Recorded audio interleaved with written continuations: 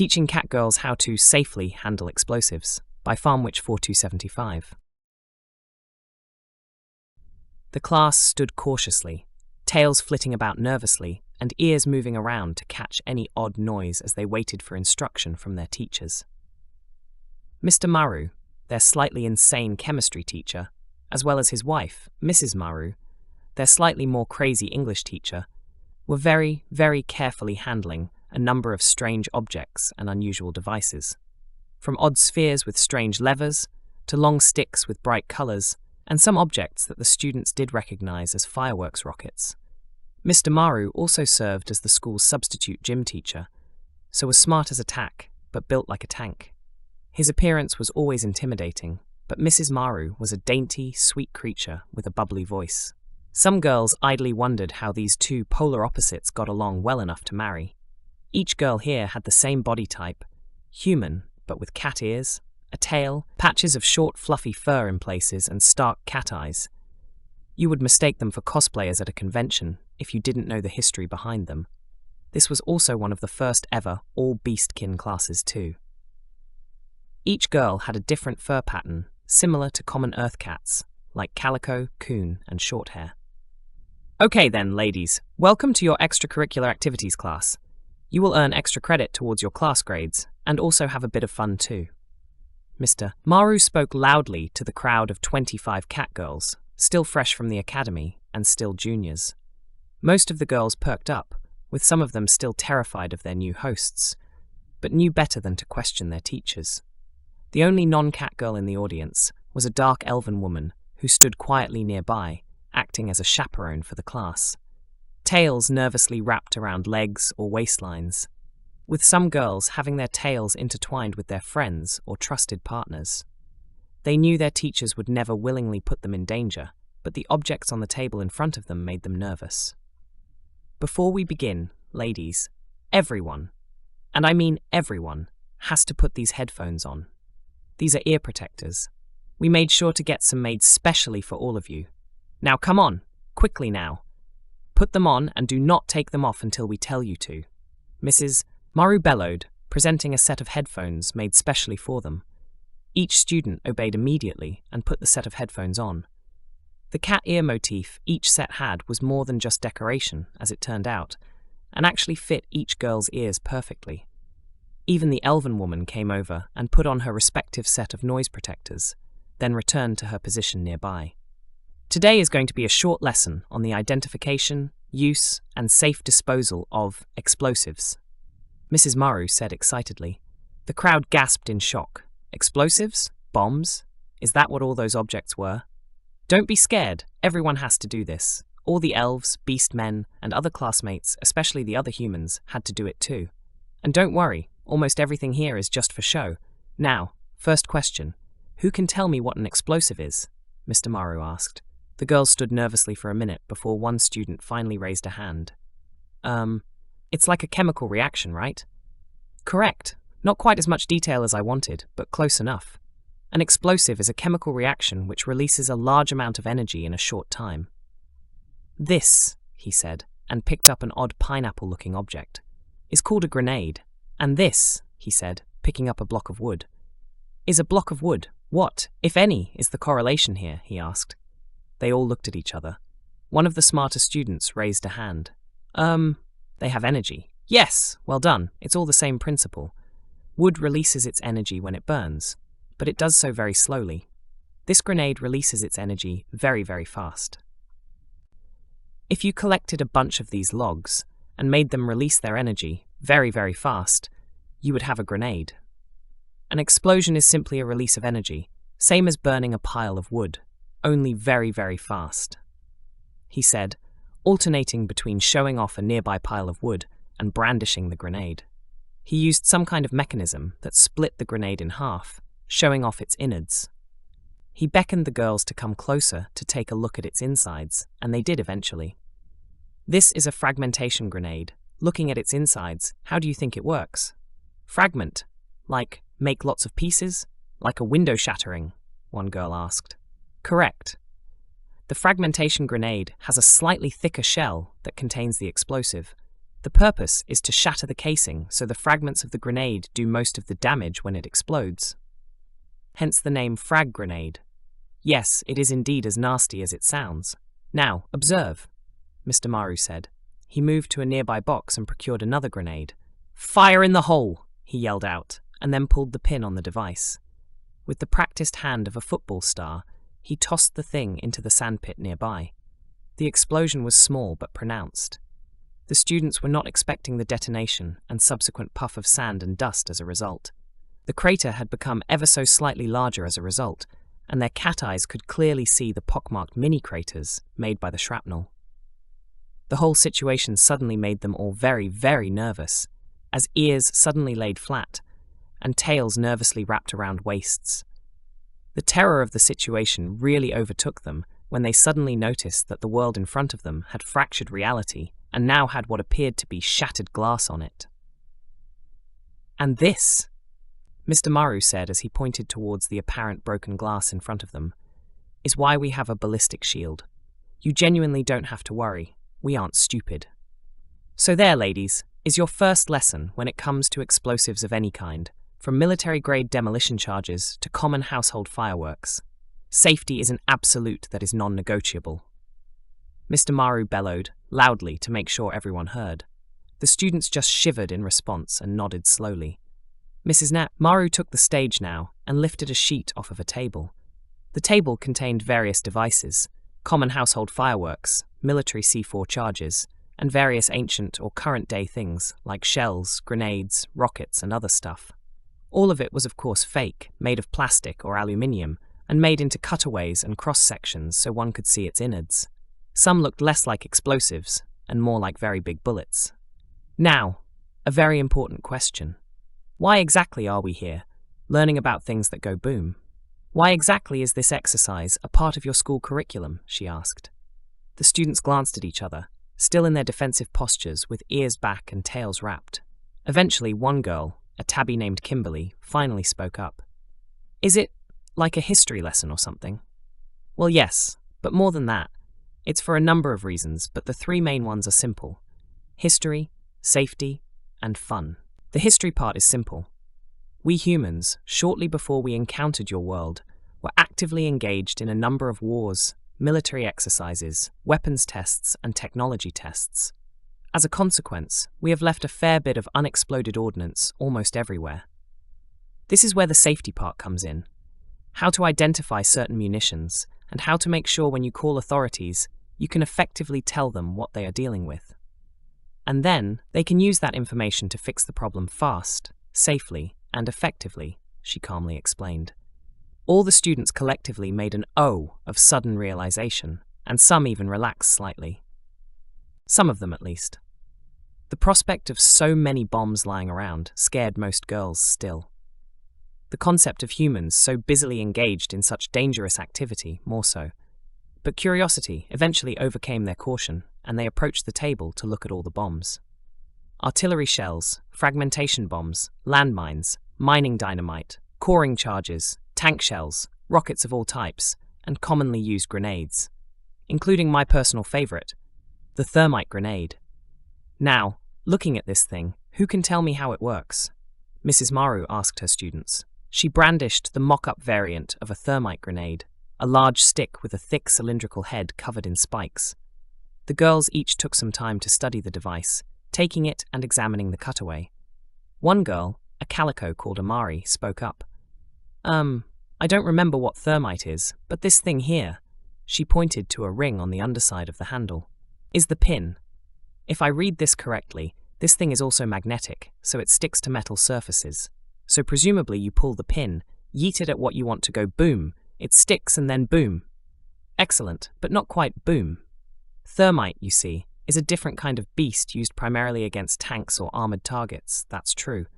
But this doesn't boom, it goes melt," she replied with a strangely frightening smirk. How? It is a complicated but extremely effective chemical reaction. Thermite is a mixture of finely powdered aluminium and iron oxide that produces a very high temperature on combustion, used in welding and for incendiary bombs.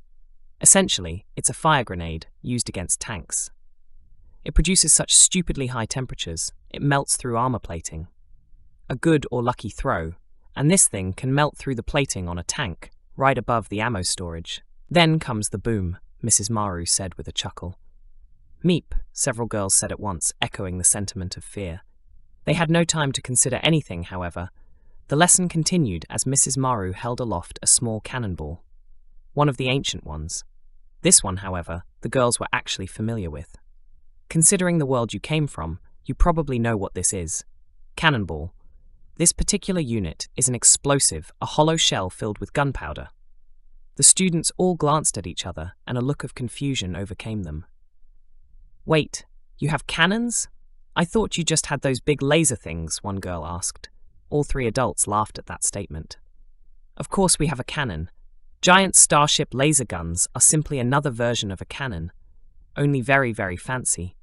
If given enough time, your world may have developed these guns too, you know. It's all about finding an edge above your competition or opponent. Mrs. Maru said, think about it. You have a cannon, right? Guy who's using it is like, I wonder how I can make this shoot faster. Then he figures out how to pre-package gunpowder sacks that can just be shoved in. No measuring, no correcting. Sack in, ball in, boom. Then the guy thinks, well, that's good. But how can I make it fire further? This leads to smaller, stronger cannons with longer barrels that hold pressure for slightly longer and therefore yeet the shell further. It's all just about getting better. Eventually, you would have gone from this to this, Mr. Maru said as he held up a cannonball, then an artillery shell. One girl raised a hand.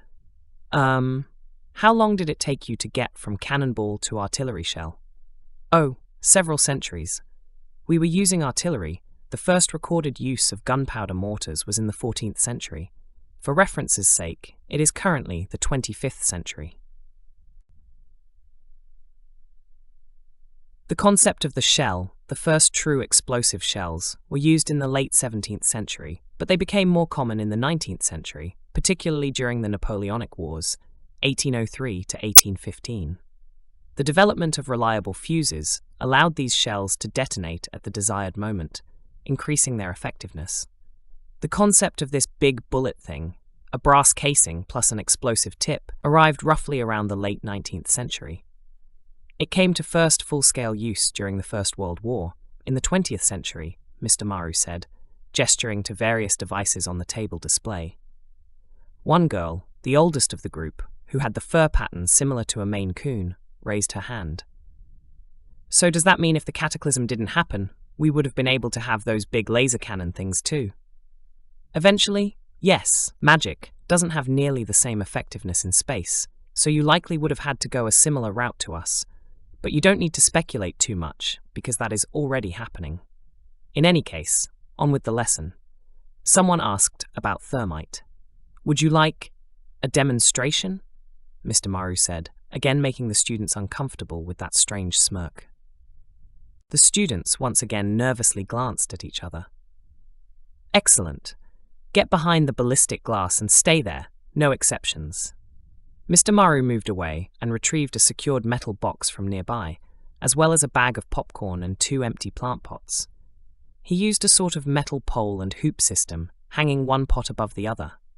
He filled the top pot with an odd, very fine powdered grey substance and the bottom pot with popcorn kernels. He also put in the lower pot an odd, brightly coloured cylinder of some kind, buried under the popcorn. He messed around with the top pot for a bit longer, placing some other things they couldn't identify in the top pot, then lit a fuse. "Fire in the hole!" he bellowed loudly, then ran for cover as the fuse burned. The fuse hit the powder, and a huge billowing flame suddenly appeared, as well as a strange loud hissing fizzing noise as the powder caught on fire. Within seconds, the pot was in full blaze, the temperature so hot, so viciously hot, that it was starting to melt the ceramic pot. The smoke from it billowed out, an angry cloud of black and grey, filling the air with the smell of rust. Then the pot burned through, and a sudden flow of what appeared to be sparking, flaming molten lava came out of the bottom of the top pot.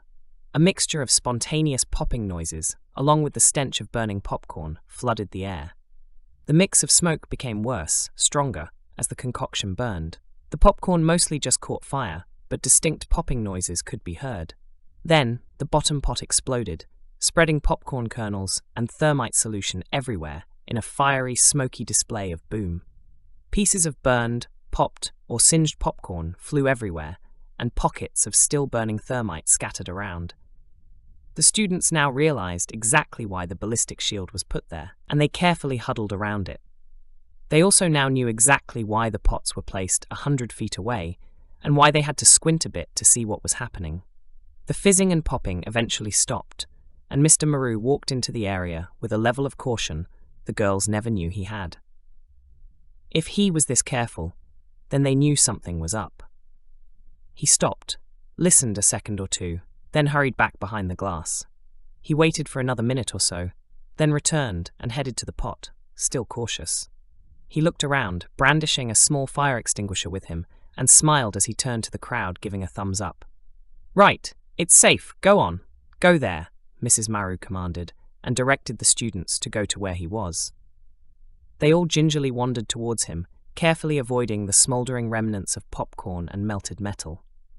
They went forward and looked into the pot as per Mr. Maru's direction. They all gasped in shock. The bottom of the pot wasn't ceramic, but rather some kind of solid metal cylinder was put at the bottom. There was a hole straight through it. The thermite had melted straight through the metal. And this, ladies, is thermite, which is also why you are not allowed to use it, or even have any of it, without a special pyrotechnics license. Now you get why the thermite grenade is a piece of banned military equipment. It's rather awful, isn't it? He said. The students all nodded, shivering from the event, and slowly filtered back towards the ballistic glass. Mrs. Maru spoke up. "Right, you now have history. You now have safety. Now for the most important part. Fun." "How is any of this fun?" one girl squealed. "Safe cracking and fireworks, of course," she yelled excitedly. She lifted a tarp covering a large cubic object, and indeed, it was a safe. It was an old one, but still in pristine condition. "So this is how it works. You girls are going to read this textbook here," Maru said as he rounded the corner and handed them a small booklet. "And you are going to use the knowledge from it to, safely, break the door on this safe." Mrs. Maru spoke before anyone could ask why. "Why are we doing this, you ask? Simple. This will teach you how much explosives are dangerous, what explosives to avoid, what not to do, and what to actually do. It will help identify unauthorized devices, among many other things. But most of all, career path," Mrs. Maru said. The girls' ears all perked up at once. They heard the magic word, career. This exercise opens you up to a huge multitude of possible career options. Mixing gunpowder is basically chemistry. That's cosmetics, fuel production, oil refining, toy making, even a track towards my personal favorite, chocolate making. And let's not forget the concept of organization. You make proper measurements and make the mathematical calculations correctly. You'll be fast-tracked to other industries, as math is a critical component of a huge number of industries. Anybody here want to fly a plane one day? Well, this will give you extra credit towards your math score. Math is critical to acquiring a pilot's license, Mr. Maru explained. The girls' eyes sparkled. Suddenly, they understood what all this loud, boomy nonsense was about. And finally, this will give you the chance to learn how to have a bit of stupid fun on your days off, without any risk of blown limbs, scorched fur, or anything. It isn't just a lesson, it's a fun lesson. Now, I don't want your teachers to know, but I put a special surprise in the lockbox that's locked in the safe. There's one for each of you, and if you get the safe open, they're all yours, Mrs. Maru said with a wink. "Babe, what have you been up to?" Mr. Maru asked, giving his wife a side glance. "Don't worry about it, hun, it's all above board. Now, please carry on." "Mrs. That," Maru said, giving her husband a very knowing wink and smile, a combination that all the girls easily recognized from watching interactions between their own parents. Mr. Maru continued with the lesson. The girls read through the textbook, carefully considering everything. They were made to not use calculators and to turn their phones off, doing the calculations using paper and pencil. One girl, however, had concerns. She raised her hand, a cute British short hair with a pink butterfly pin in her hair. Isn't this kind of illegal? You are teaching us how to break a safe open, after all." "Nah, this safe is a 19th century replica. The safes we have these days are so much better than this one. A little boom boom is not going to do much to a modern master key ultralock safe. This is carbon steel. Modern safes are military-grade titanium. Besides, availability of explosives and modern crime techniques. You won't have the chance anyway. This is more for fun, Mrs. Maru replied. The student shrugged and carried on. Mr. Maru answered any questions they had as they carefully inspected the booklet. Mr. Maru then handed them a table full of the raw ingredients to make the necessary gunpowder and made them calculate everything needed to get the mixture correct. Maru had to intervene only once when too much sulfur was added to the mixture. He removed it and disposed of it properly before allowing them to continue. Eventually, they made the proper mixture needed, and Mrs. Maru checked their notes and calculations like she was supposed to. Everything was to standard. Mr. Maru then took a small spoonful of the concoction they made and tested it. It was indeed a proper mixture and ready for use. Mr. Maru showed the students how to wrap a measurement of gunpowder and set a fuse in it to create a grenade of sorts. He was more experienced, so for him, it was flawless. The fuses used were also more advanced than previous generations, using a small wire and hand spark generator with a safety catch for the detonator. Mr. Maru moved the hefty safe to a safe distance. He was the one who did the arming and placing, rather than any of the students for obvious reasons, following their instructions to actually place it. Their first attempt was to use a piece of duct tape to hold it up by a string. Placing the explosive next to a door hinge, Mr. Maru took his time and did everything properly. Then, once he was secure and everything was done correctly, he double, triple, then rechecked his setup. Then moved behind the glass. He checked the wire, the fuse, and the spark generator. Then, once satisfied, handed it to one of the girls. "Mr. Maru, how exactly do you know how to do this?" one girl asked. "Former SMC Navy Bomb Squad technician. I wasn't always a teacher," he said with a smile and readied the explosive. "Okay, how did—" "Oh, fire in the hole," she bellowed, then looked at him. "Right? Absolutely correct. Well done. Glad to see you're paying attention," he replied with a smile. She followed instructions and released the safety mechanism, then pulled the trigger. A small electrical generator caused an electric current to charge down the wire towards two opposing ends inside the gunpowder charge, completing a circuit. The resulting spark caused the gunpowder to ignite and explode. The bomb made a loud bang, a puff of smoke, and mixed the sound in with the noise of a hollow metallic clang as the safe moved slightly from the detonation. Mr. Maru held a ballistic shield in front of him as he approached the safe, holding it at an angle as he made his way close. He took a good look at it and yelled back, "Safe to go! The safe's open!" The girls all rushed in and took a look at the safe. The door hinges had been blown open, and the door was barely hanging onto it. Mr. Maru carefully peeled the safe door open and took out the lockbox. He handed it to the victorious students, and they excitedly opened it.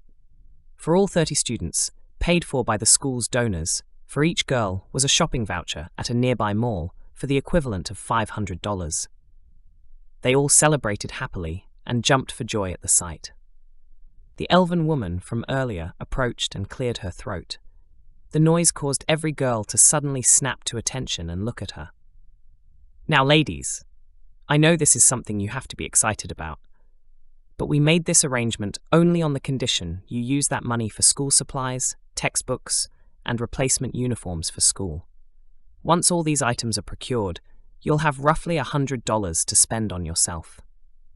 But please, ladies, school supplies first and foremost. Are we clear?" she said. "Yes, Headmistress Cleary," the girls all said together. "Fantastic. This has been a most enlightening experience. Can I count on you two to take them to the mall on their day off tomorrow?" she asked, gesturing to the other two adults. "Sure, I'm up for it," he replied. "Excellent. Now, I'll count on you two to clean this up. I'll take these two back to the school and wrap up for the day. Back on the bus, ladies. Make sure you secure your vouchers properly in your backpacks. I'll put them in a lockbox when we get to school and keep them safe for tomorrow." "Off you go then," Mrs. Cleary said, and each girl giggled happily as they all filed into the school bus. This was enlightening. "Do you two think this can be done more often for other classes?" she asked. It's kind of pricey to do this. Safe and explosives and thermite. I guess I can see if I can organize the supplies once a month, Mr. Maru said. Maybe I can ask some of my old Navy buddies to help out. Works for me.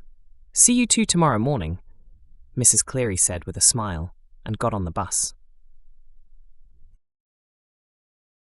The end. Like and subscribe for more content.